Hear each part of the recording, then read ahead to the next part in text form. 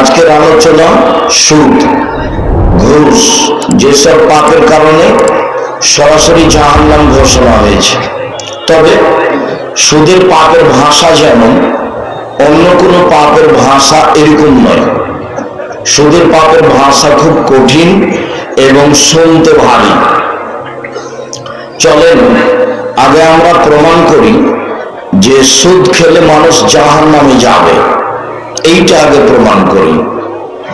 আবু হুরায়রা রাদিয়াল্লাহু তাআলা আনহু বলেন, রাসূল সাল্লাল্লাহু আলাইহি ওয়াসাল্লাম বলেছেন, ইজতানিবুস সাবাল মুবিকাত, পৃথিবীর মানুষ তোমরা 7টি ধ্বংসাত্মক পাপ থেকে বেঁচে থাকো।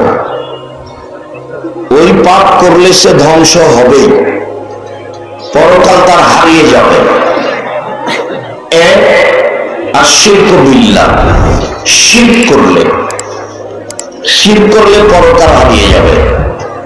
তবে শিরক করলে ভাষা ওরকম নয়, সুদের ভাষা যেমন। 2, কাতলুন নাফস, মানুষকে অন্যায়ভাবে হত্যা করবে যে সে জাহান্নামে যাবে। মানুষকে হত্যা করা মহাপাপ, তবে ভাষা সুদের পাপের মতো নয়। 3,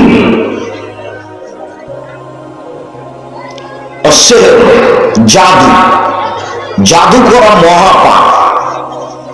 জাদু করলে, জাদু দেখলে মানুষ জাহান্নামে যাবে, তখন মানুষ মুসলমান থাকে না। তাই জাদুঘরকে আল্লাহ রাসূল হত্যা করতে বলেছে। জাদুর ফলাফল জাহান্নাম। তারপরে হলো আকলুর রিবা, সুদ খাওয়া, যেটা আজকে আমরা বলবো।